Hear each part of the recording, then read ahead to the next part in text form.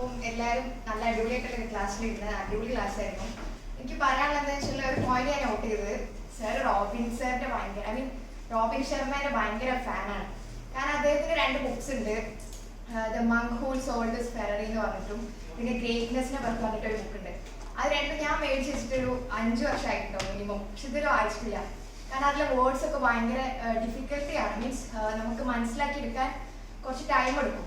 പക്ഷെ സാർ പറഞ്ഞ പല കാര്യങ്ങളും ആ പുസ്തകത്തിലുള്ളതാണ്. നമ്മളിങ്ങനെ അതിലെ ഇമ്പോർട്ടൻറ്റ് പോയിന്റ്സ് ഒക്കെ ഞാനിങ്ങനെ ഇടയ്ക്ക് മാർക്ക് ചെയ്ത് വെക്കും. നമ്മളിങ്ങനെ വായിക്കുക ഫ്രീ ടൈം കിട്ടുമ്പോഴാണല്ലോ, അപ്പോൾ നമ്മൾ ഈ ഒന്ന് റിലാക്സ്ഡ് ആകുന്ന സമയത്ത് ഈ ദാറ്റീസ് എന്നൊക്കെ പറഞ്ഞ് കിടന്നിട്ടൊക്കെ ആയിരിക്കും വായിക്കാം. ശരിക്കും ശ്രദ്ധിക്കില്ല, നമ്മൾ ഇടയ്ക്ക് ഓരോ പോയിന്റ്സ് ഒക്കെ നോട്ട് ചെയ്യും. അപ്പം അങ്ങനെ നോട്ട് ചെയ്ത പോയിന്റ്സിൽ ഉണ്ടായിരുന്നു ഈ 5 AM ക്ലബിന്റെ. അപ്പോൾ എന്താ വെച്ചാൽ അത്രയും ഡിഫിക്കൽട്ടി ആയിട്ടുള്ള ബുക്സ് 2-3 ബുക്സിലെ കുറേ ഇമ്പോർട്ടൻ്റ് ആയിട്ടുള്ള കാര്യങ്ങൾ ചുരുക്കിയിട്ട് ഇത്രയും സിമ്പിൾ ആയിട്ടുള്ള ലാംഗ്വേജിൽ പറഞ്ഞു തരാന്ന് പറയുമ്പോൾ അത് ഭയങ്കര വലിയൊരു കാര്യമാണ്. കാരണം സാറിന് ഭയങ്കര ആലോചിച്ച് നമ്മൾ 5 ഇയേഴ്സോളം ആ പുസ്തകം മേടിച്ച് വെച്ചിട്ട് വായിക്കാൻ തോന്നിയിട്ടില്ല. കാരണം മെയിൻ എന്ന് വെച്ചാൽ നമ്മൾ വായിച്ചു കഴിയുമ്പോഴേക്കും ഉറങ്ങും.